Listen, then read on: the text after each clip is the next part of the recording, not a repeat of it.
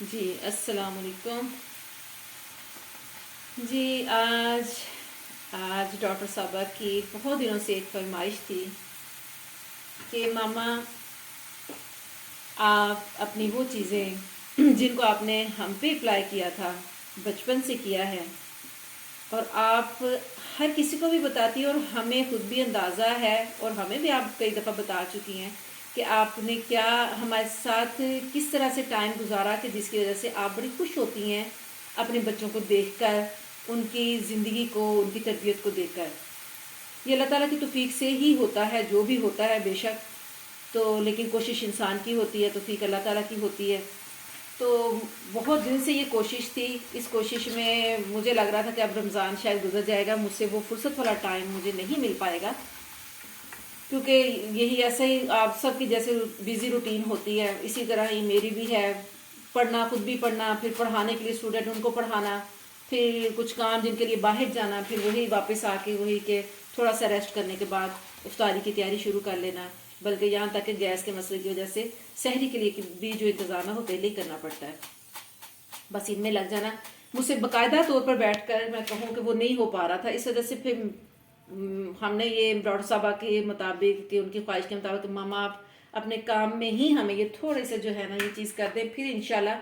جب ٹائم ملا تو پھر ہم اس کو انشاءاللہ تسلی سے بیٹھ کے بھی اس کو جو ہے وہ کر لیں گے۔ اصل میں جو اپنی اگر بات شروع کروں تو اس سے پہلے میں ایک چیز سب کے لیے کہوں گی، اس بات سے شروع کروں گی، نپولین کی اس بات سے، اس قول سے کہ تم مجھے اچھی مان دو، میں تمہیں بہترین قوم دوں گا۔ جی تو یہ میرا خیال ہے ہم میں سے شاید سب نے ہی اس سنا ہوا ہے، یہ ایسا مشہور مقولہ ہے، قول ہے کہ میرا نہیں خیال کہ شاید کوئی ہی بندہ اس سے ناواقف، کوئی مائیں خاص ہو کے اس سے ناواقف ہوں۔ تو اس کی روشنی میں اگر ہم سائنس کی تحقیق دیکھ لیں نا تو اس سے یہ بات ثابت ہوتی ہے کہ بچہ اپنی فطرت کا جو 80% 80% ہوتا ہے وہ اپنی ماں سے لیتا ہے اور صرف 20% اپنے باپ سے لیتا ہے۔ بچوں کی جو دیکھا جائے ان سب میں کرنے میں ماں کا یعنی رول زیادہ ہوتا ہے ماں کا، اور یقیناً ماں جانتی ہے بہترین طریقے سے کہ یہ بہت کٹھن، بہت صبر آزما جو ہے یہ مرحلہ ہوتا ہے بچے کی تعلیم و تربیت، لیکن یہ بھی حقیقت ماننے میں ہے کہ اب یہ جو عمل ہے جیسے جیسے ہمارا فیملی سسٹم ٹوٹ رہا ہے یہ کمزور ہوتا چلا جا رہا ہے، اور مائیں بھی، ہم بھی دیکھیں، اگر بحثیت ماں میں بھی دیکھوں، ہم بھی دیکھیں تو ہماری جو بھاگ دوڑ ہے وہ بہت زیادہ اپنے ارد گرد اتنی ہو گئی ہے، اپنے ارد گرد کھانے پینے یا ہم نے اپنی زندگی کا سٹائل ایسا بنا لیا کہ ہم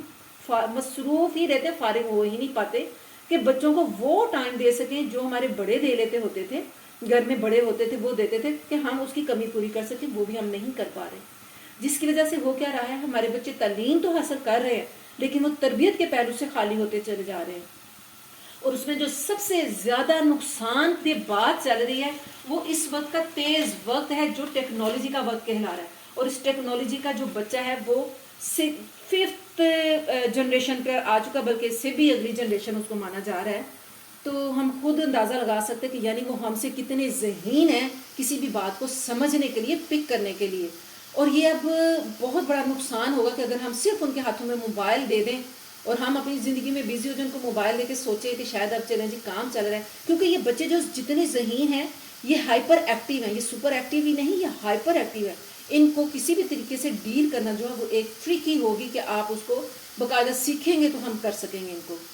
اب یہاں پر سوال یہ پیدا ہوتا ہے کہ یہ ٹیکنالوجی کا وقت تو بلا شبہ ہے اور یہ بہت فائدہ مند بھی ہے اگر ہم اس کا فائدہ اٹھانا چاہیں، لیکن اس کا ہم استعمال اگر صحیح نہیں سیکھیں گے تو آج تو ہمیں پتہ نہیں چل رہا، بہت کم بلکہ چل رہا ہے، لیکن جو اگلا وقت ہے وہ ہمیں بہت بڑا نقصان ہمارے بچوں کے لیے کھڑا ہے، ہمیں اس کے لیے تیاری آج سے ہی کرنی ہے، کیونکہ ماں کی گود سے تربیت شروع ہوتی ہے تو پہلے جو 6 ماہ ہوتے ہیں وہ ہر بچے کے قیمتی ترین سال ہوتے ہیں، ان 6 ماہ میں ہم 6 ماہ اور 6 سال، 6 ماہ سے لے کے 6 سال بچے کی جو 6 سال میں تربیت ہم کر دیں گے وہی تربیت کی کل کو اس کا ہمارا حاصل ہوگی، کل اس کی وہ شخصیت ہوگی، ہمیں پتہ چلے گا ہم نے ہیرا تراشا ہے یا ہم نے، اللہ نہ کرے کہ ہم پتھر کو ہی لیے بیٹھے رہے. اللہ نہ کرے کہ ایسی کوئی چیز ہو. لیکن اس وقت حالت یہی نظر آ رہی ہے ہر طرف, اور یقیناً جو بھی ذرا اس کو دلی درد رکھتا ہے تو اس چیز سے بہت زیادہ دکھ اٹھا رہا ہے کہ ہم اپنی بحیثیت قوم بھی ہم بہت مشکل میں پڑیں گے, بحیثیت مسلمان تو ہم بہت بڑا نقصان اٹھائیں گے. اب اس کے لیے ایسا ہے کہ ظاہر ہے اس ٹیکنالوجی کے ساتھ ہی ہمیں چلنا ہے, اس کا اچھا فائدہ یہ اٹھانا ہے. اس میں سے ہم اپنے لیے سیکھیں کہ ہم نے کس طرح سے ان تربیت کے پہلوؤں کو لینا ہے اور بچوں کو سکھانا ہے. کیونکہ میرا تعلق قرآن کے ساتھ ہے الحمدللہ. اپنے بچوں کو بھی میں نے خود ہی قرآن پڑھایا ہے, اور جو بھی جس نے کہا ہے جس کے بچے پڑھنا چاہتے ہیں وہ بھی میرے پاس پڑھتے ہیں الحمدللہ. تو میں نے اس چیز کو دیکھا کہ یہ جو نئے بچوں کو بٹھانا بہت مشکل ہے, تو میں نے اس کے لیے کچھ کورسز کیے, تو جن کے ذریعے سے مجھے جو چیز پتہ چلی وہ یہ تھا ان بچوں کو ان کے مطابق ہی ہم چلائیں گے, سکھائیں گے تو پھر ہی ہمیں کچھ حاصل ہوگا. تو اس میں جو ہم دیکھیں کہ بحیثیت مسلمان ہم لوگ اپنے بچے کی تربیت سب سے پہلے قرآن سے ہی کرتے ہیں. اب بچے کو قرآن پر بٹھانا ایک بہت مشکل کام ہو چکا ہوا. اب وہ دور نہیں رہا بچہ جہاں بٹھایا جاتا تھا وہاں بیٹھا رہتا تھا, نہیں, یا استاد کا ڈر ہوتا تھا وہ بھی نہیں. اب زیادہ تر آن لائن پڑھ رہے ہوتے ہیں, تو بہت مشکل کام ہو گیا. اس کے لیے ہمیں انداز اور طریقے بھی نئے اپنانے پڑیں گے. وہ طریقے جو میں اب جب اپنے نئے اسٹوڈنٹس پر یہ اپلائی کر رہی ہوتی تو بچے ظاہر پاس ہوتے ہیں, وہ دیکھ رہے ہوتے ہیں ڈاکٹر صاحبہ ہوگی, اے سی صاحبہ ہوگی, سب تو ان کو بہت وہ انجوائے کرتے ہیں اس چیز کو. تو اسی لیے ڈاکٹر صاحبہ کی خواہش تھی یہ تھوڑا سا میں اس کو آپ لوگوں کے ساتھ جو ہے شیئر کروں. اب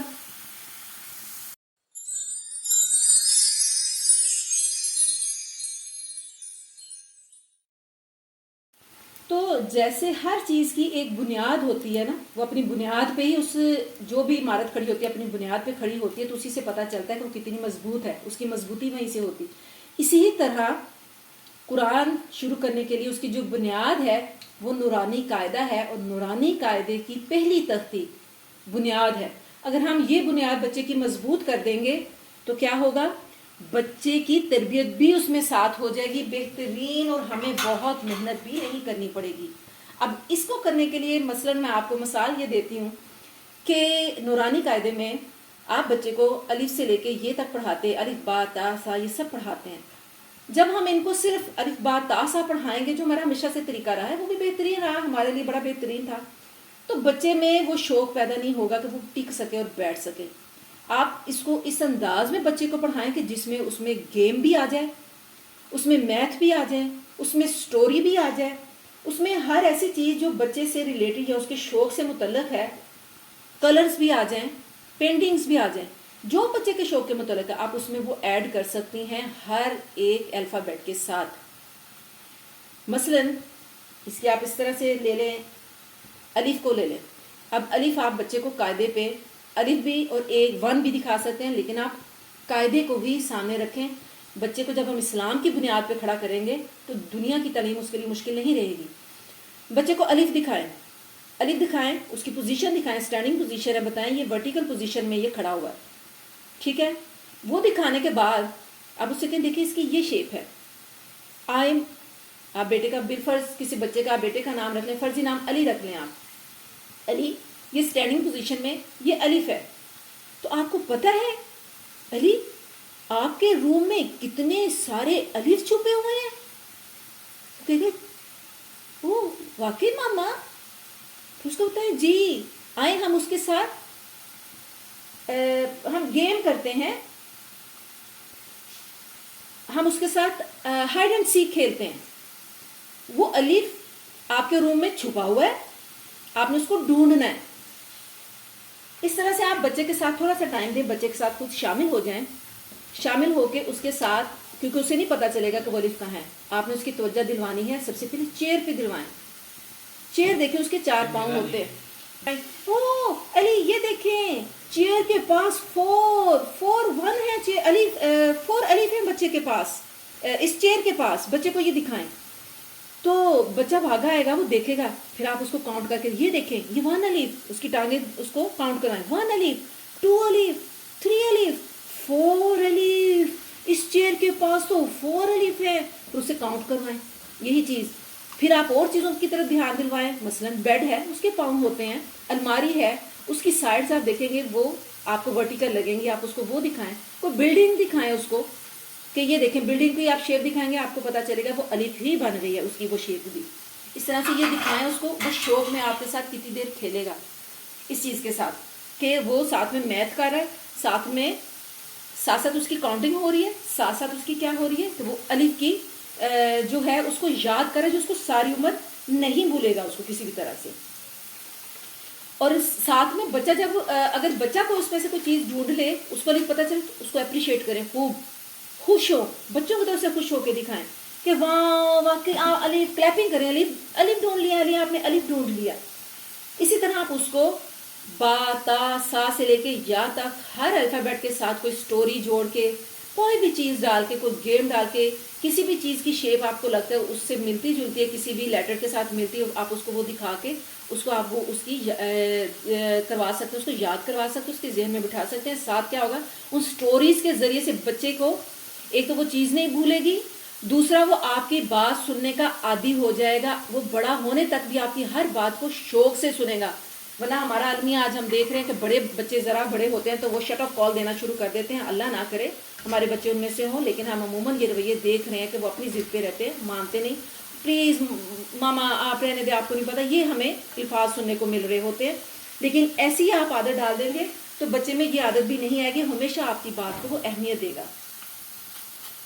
لیکن ان ٹیکنیکس کو استعمال کرنے سے ایک اور فائدہ کیا ہوگا؟ یہ فائدہ ہوگا جی کہ بچے کی نالج بھی بڑھے گی اور اس میں کسی چیز کو فوکس کرنا، کسی چیز پہ فوکس کرنا بھی بچے میں آئے گا. جو ہمارا اس وقت کے بچوں کا میرا خیال بہت بڑی پریشانی ہے ہمارے بچوں کے لیے، ان کا فوکس نہیں ہے کسی چیز پہ، وہ ٹکتے بھی نہیں ہیں، ان کا فوکس بھی نہیں ہے کسی چیز پہ. یعنی اس طرح سے ان کی ذہنی تربیت بھی بہترین ہو جائے گی. اس میں آپ جتنی خوبیاں ڈال سکتے ہیں سمجھ لیں، اس میں یہ ساری ملیں گی آپ کو، بہترین اس کا رزلٹ ملے گا آپ کو. اس سے زیادہ اب یہی ہے کہ آج کے لیے تو میں نے الف کی جیسے مثال دے دی ہے. تو انشاءاللہ اگر مجھے یہ ہوا کہ میرے کچھ کورسز چل رہے ہیں، اگر وہ مجھے ختم ہونے کے بعد کوئی ایسا ٹائم نکلے تو میں اس کو انشاءاللہ کر سکی تو ضرور میں اس کو ڈیٹیل سے بیٹھ کے شاید سارے الفابیٹس یا کچھ کا ہے وہ آپ کو اور میں دے دوں. لیکن آج ہماری ماں کو یہ کرنا پڑے گا، آج ہماری ماں کو یہ کرنا پڑے گا. یہ اکیلی تعلیم ہمارے بچوں کو بالکل ختم کر دے گی. تربیت جب تک ہم ان کی تربیت کے پہلو بھی اب وہ نہیں رہے، ہمیں تربیت کے نئے پہلو نہ جب تک ہم نے ساتھ اپنائے تو ہمیں وہ فائدہ نہیں ملے گا. اللہ تعالی ہم سب پر، ہمارے بچوں پر، ہمارے آنے والی نسلوں پر بہت بہت کرم کرے. لیکن اللہ بھی کہتا ہے کہ جو خود اپنی حالت نہیں سنوارتا میں بھی اس کی حالت نہیں سنوارتا. تو آج ہم اپنی مجموعی حالت دیکھ رہے ہیں، دنیا کہاں سے کہاں ہے، لیکن ہم وہیں گھرداری اور وہیں گھروں کی سیاستوں میں، رشتوں کی اونچ نیچوں میں ہی پڑے ہوئے ہیں. ہم دیکھا جائے تو بحیثیت قوم ہم ایک نکارہ قوم ہے. ہماری عورتیں، ہمارے بچے، ہم سب ایک لگی بندی روٹین پہ چلنے کے عادی بنے ہوئے ہیں. ہم اپنے بچوں کو وہ راہ دے ہی نہیں پا رہی، نہ مائیں وہ راہ دے پا رہی، نہ ماؤں کے پاس خود وہ راہیں ہیں. میں نہیں کہتی کہ سب مائیں، لیکن اس کے لیے ماؤں کو سب سے پہلے اپنے آپ کو دیکھنا ہوگا، اپنی پہچان کرنی ہوگی، تاکہ کل کو ان کو ایک اچھی نسل، ایک اچھی قوم، ایک اچھی نسل، ایک اچھا امتی اس امت کو اور اچھی قوم اور اچھی نسل پیدا کر کے یہاں پر دے کے جا سکیں، اور اس طرح اپنا نام بھی ہمیشہ رکھ سکیں، اور ان کا نام بھی، ہمارے اولادوں کا نام بھی، اس قوم کا نام بھی اور اس امت کا نام بھی سر بلند ہو سکے. یہ کچھ چیزیں تھیں جو میرا دل تھا کہ میں شیئر کروں. ڈاکٹر صاحبہ کی خواہش پہ یہ تھی کہ یہ چیزیں آپ ماما پلیز بتائیں. تو میں نے کوشش کی اپنی طرف سے اگر میں کچھ آپ کو سمجھا سکی ہوں. باقی سبحان ربک رب العزت عما یصفون وسلام علی المرسلین والحمد للہ رب العالمین. پاک ذات اسی کی ہے. دوسرا اشرا شروع ہو چکا ہوا ہے. دوسرے شیخ کی دعا کے ساتھ ساتھ ہم باقی اپنے کام بھی کریں گے.